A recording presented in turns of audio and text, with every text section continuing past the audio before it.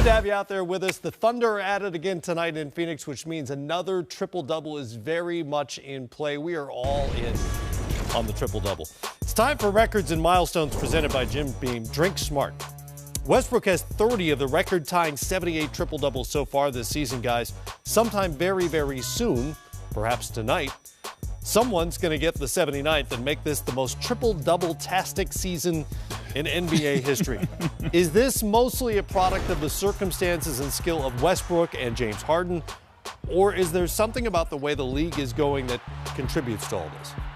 Well, for me, it's definitely some factors the way the league has evolved. I mean, in today's NBA game, the spacing is probably as plentiful as it's ever been in the history of the NBA. You add to that the fact that, there are a few more possessions than we've had in recent years. And then also, I think that just from a skill standpoint, there are more players that are specialists, whether it's their three-point specialists or their rebounders or whatever, and maybe not as well-rounded defensively. So maybe the defense isn't quite as good. You add to the fact that now rotations are much further, along, and it just promotes more scoring, more incentive to drive the paint, easier shots. Guards can rebound because the big men aren't in the post area. Right. So there are a lot of factors, I think, that go on, especially with guys like Harden and Westbrook, and the reason they've been so successful in the messed around and got a triple-double department. Not even messing around anymore. It's purposeful. Yeah. No, I mean, to your point, Stu, and I think you were right on. I think it's a hybrid of both. It's a mixture of, the talent in a Westbrook and a Harden that, Westbrook, what he's done, how he plays, his style, his stamina, his athleticism. We really haven't seen that at that point guard position. And then Harden, I mean, just, the same thing, automatic scoring. Even last year when they struggled, he still averaged 7 assists a game. And so the skill set and the talent that those two young men have, combined by the changes in how the game has evolved, I think it's played a really large part. And while, look, any era these guys would get triple doubles, but the amount that they've had, the volume of them, the high scoring triple doubles, I mean, it's really unlike nothing we've ever seen before. It's really, truly amazing. A lot of it is, if not unprecedented, something we haven't seen in 50 years in a lot of cases. The individual career list has changed significantly. Just 4 years ago, Grant, you were 10th on the career triple-double list. Man. With 29. Go back to 2013. Yeah, that's right. Russ had just 7 back then, but he's added 60 to his total in the interim. 4 years later, Russ is now 5th all-time. LeBron James has added 13 and passed Pat Lever, but Westbrook blew by him along the way, so he's still 7th on the career list. Russ is just 28. He's on pace to catch Wilt Chamberlain this season for 4th all-time. When you look at those numbers, does he have another 115 in him to pass Oscar Robertson for the all-time lead?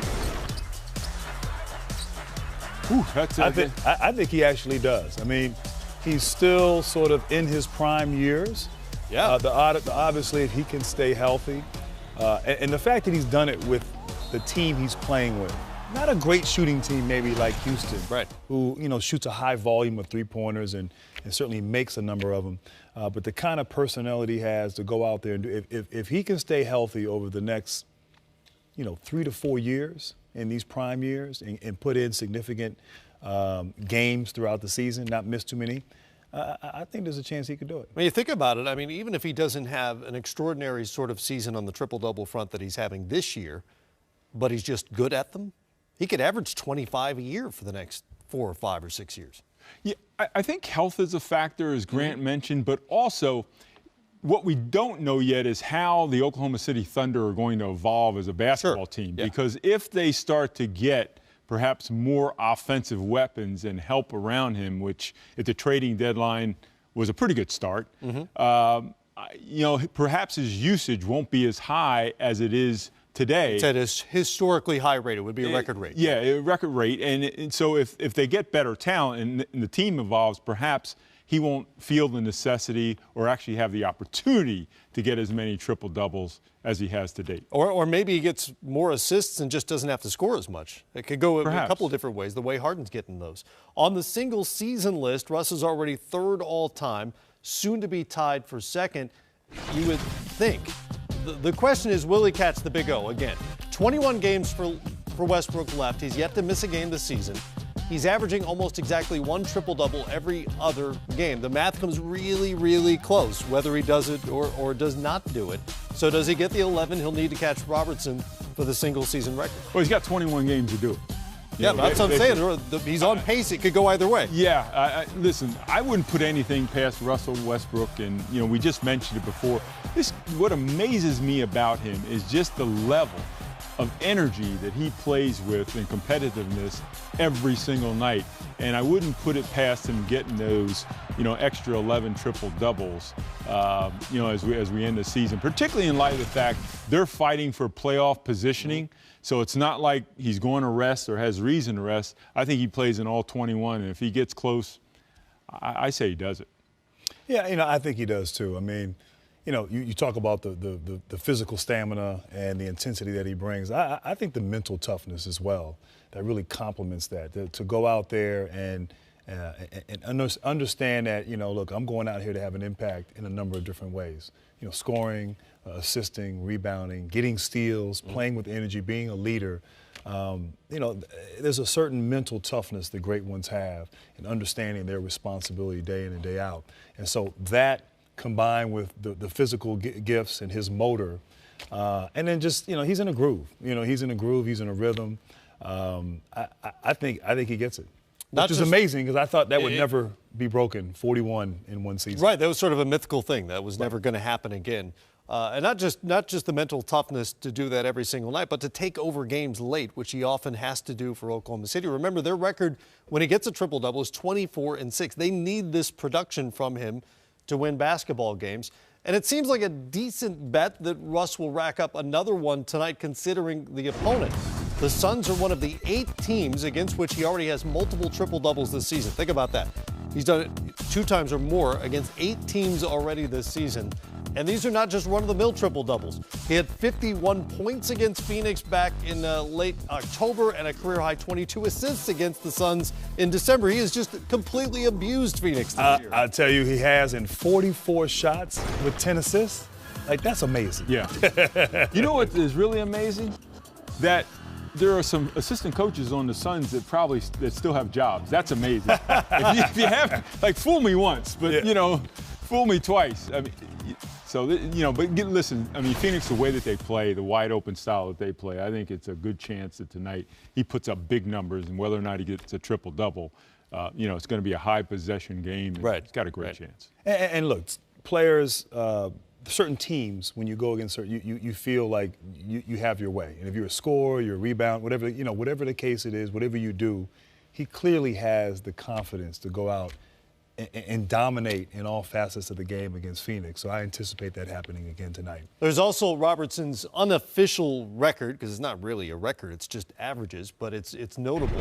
Averaging a triple-double back in 61-62. These are the numbers that Westbrook needs to average over the rest of the season, assuming he plays every game to finish with the triple-double averages. If he plays fewer than every game, the numbers are actually smaller, and this guy seems very, very manageable. I mean, that's rather pedestrian for him. For him, yes. Here's a crazy number for you. So he's averaging a 30-point triple-double, right? Think about that. That used to be a big deal, a 30-point triple-double. The previous 5 seasons in the NBA, there were only 22 of those. 7 of them by Westbrook, and now he's doing it for an entire season. No, it's truly amazing. I don't know what more we can say about it other than the fact that if he continues to do it for the season, he gets my vote. I don't have a vote, but he gets my vote as the league. You can MVP. Lobby me if you want. Yeah, I'm going to steal your vote, actually, because you're wavering a little bit. You're wavering. I'm not wavering. I'm not wavering. But it's just tough. It's just not time to vote yet. Yeah, it'd be tough for me if Russell Westbrook averages a triple-double at the end of the season. It would be tough for me to utter the words that he's not the MVP if he averages a triple-double. Okay. Not, the fact that it hasn't been done since Oscar Robertson, it just, to me, he's got to be the league MVP if they make the playoffs. It's a remarkable, remarkable feat if he does it. You've got 5 weeks to lobby me, by the way. Yeah. Roughly 5 weeks. And if you don't come around, I think I'm going to rough you up a little bit.